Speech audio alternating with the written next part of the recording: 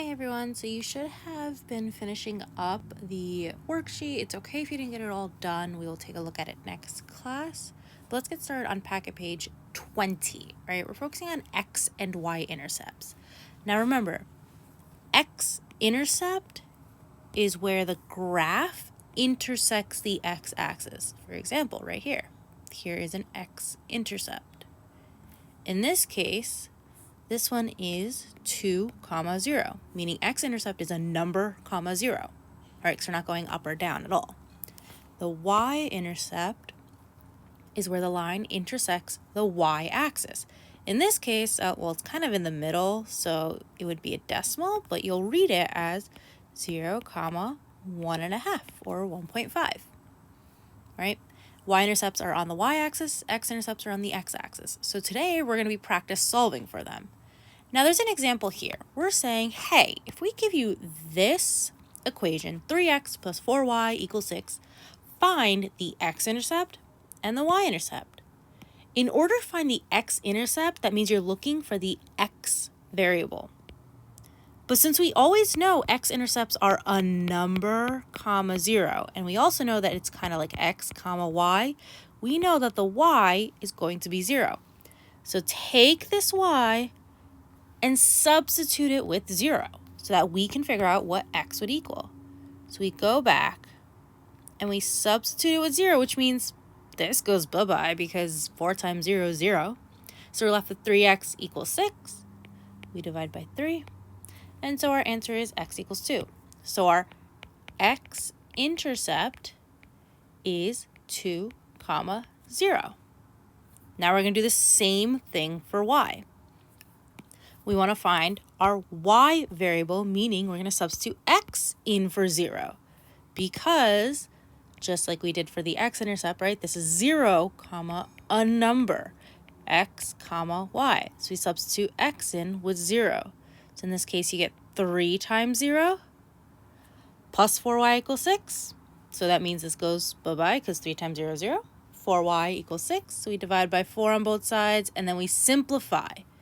So in this case, we make sure that our y-intercept is written as 0, 1.5. You could also put 3 over 2, right? You could have it right there.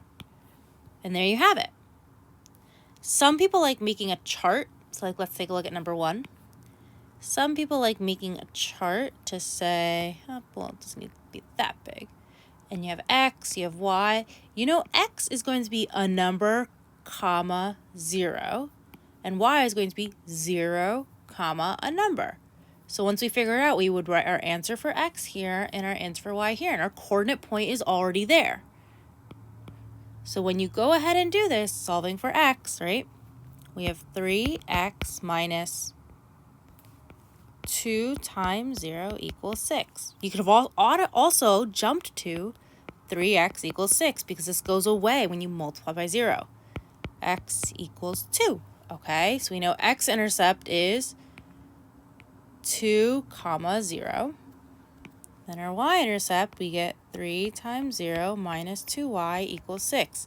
So we get negative 2y, don't lose it here, right? That whole term is negative, equals 6. Divide by negative 2 on both sides, you get negative 3. So you get 0, negative 3. Here is our answer. Here are our answers, right? 2, 0, and 0, negative 3. You are going to finish this page, right? Numbers 1 through 6. So you're going to pause the video here, and when you're ready, you'll check your answers because I'm going to display what the answers are so that you guys can see them. So go ahead and pause the video.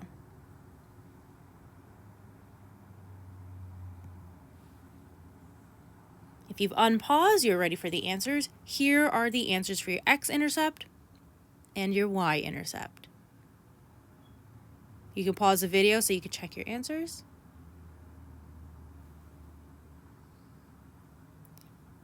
And we are going to go back to page 21 now. So this is just like the chart I showed you before.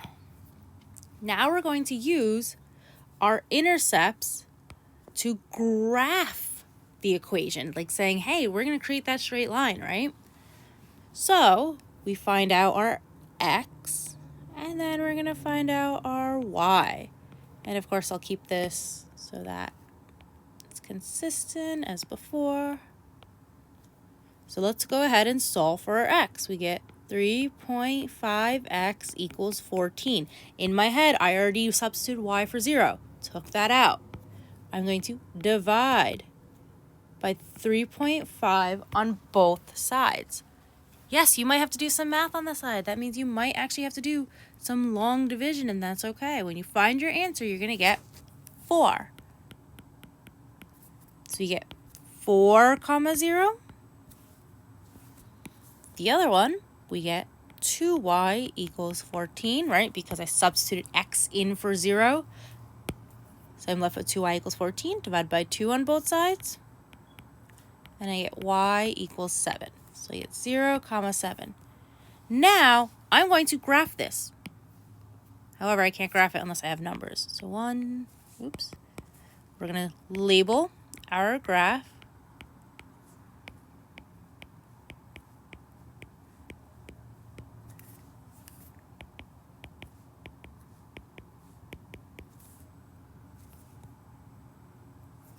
So I know that my x-intercept is 4, 0. So we have it here.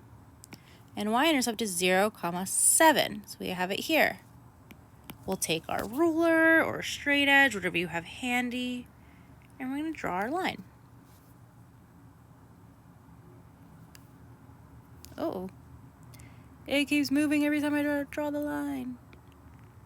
There we go. And make sure you have arrows at the end, right? Because technically these lines go on forever. So there's numerous coordinate points that can go on here. Oftentimes people are like, well, can't we do a check to see if this actually makes sense? Yeah, you could. You could be like, hey, 2, if I have 2 comma number, it'd be 2 comma right there. I can substitute 2 in for x and figure out what my y would be, right? This is around, let's see. This is around 3.5, so this could possibly be 2, 3.5. I can check. I can put this in for x. I can say, hey, here's my x, here's my y. If I substitute 2 in for x here, what will I get for my y? And guess what? 7.5 is equal to 3.5, right? When you put that as a mixed number, when you actually go and solve for y because you substituted an x, and you find out that does work. You don't have to do a check, but you can do a check by picking any number and saying, hey, does that actually make sense for where it is on the line? So you're going to try the tables here. And again, the zeros are put in there. So if you notice, be careful. Here's your y-intercept because it's 0, a number. Here's your x-intercept because it's a number, 0. If you want to flip it, you can do that. So if you want to ignore these and write it below, that's fine too. If you don't want to use the table, you don't have to. You could just go ahead and solve for your x-intercept and y-intercept and go ahead and graph it. Go ahead and pause the video. If you've unpaused the video, that means you're ready for the answer. And you'll see that your line should be graphed like this. For number 1, your y-intercept was 0, 2. Your x-intercept was 3, 0. For number 2, your y-intercept was 0, -3. And your x-intercept was -4, 0. All right, we're going to go on to page 22 to finish this out. We're going to go to page 22.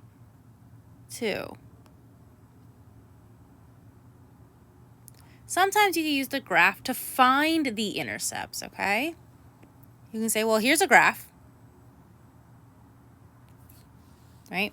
Here's a graph, and we would say, okay, if I look at this, my x-intercept is right here, because that's where it crosses the x-axis, right? So you want to see where it crosses the x-axis. And we see that the x-intercept would be read as -2, 0. To find the y-intercept, I want to look at the y-axis and figure out where the line crosses it. And we find out it is 0, 2. And that's it. If you were to ever use the chart, like if you get an equation and it says to find the x and y-intercept, make sure you differentiate. X-intercept is, y-intercept is, or you have the coordinate points written down. You're going to go ahead and finish this page. And you're going to pause the video, right? Pause the video before I show you the answers. If you're ready for the answers, here you go. For number 3, your line should look like that because your x-intercept is 7, 0, and your y-intercept is 0, -2. For number 4, you find out your x-intercept is 1, 0 from reading the graph, and the y-intercept is 0, 3. This is what you're practicing over and over and over again for your homework. Go back to the Google Classroom and check out what your homework is and go ahead and get started. And we will definitely review this next class.